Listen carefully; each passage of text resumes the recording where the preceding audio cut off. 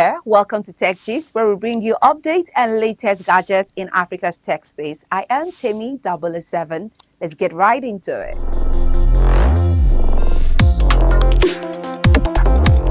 MTN's group leadership transition in South Sudan.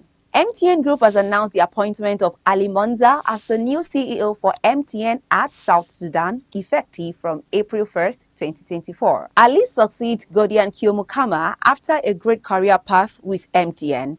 This transition underscores MTN's commitment to navigating the dynamic telecommunications landscape in South Sudan, a country with immense potential for growth and development.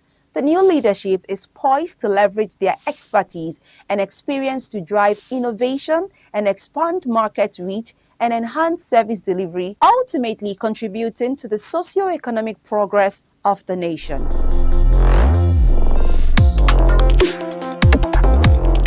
Bofinet and DZS Solutions Integration. Bofinet, Botswana's national telecommunication provider, has embarked on a transformative journey to integrating desert zone solutions. This strategic partnership aims to revolutionize Botswana's digital landscape, enhancing connectivity, reliability, and speed for businesses and consumers across the country.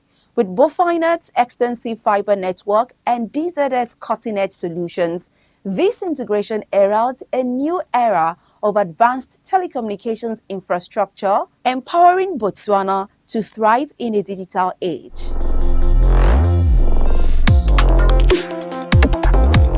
PalmPay launches new products in Nigeria. PalmPay, a leading financial technology company, has unveiled a suite of new products called Unlimited Free Transfer and Target Savings. This launch signifies PalmPay's commitment to enhancing financial inclusion and digital payment solutions across Nigeria. Among the new offerings is an innovative savings product designed to empower users to save and invest conveniently through the PalmPay platform.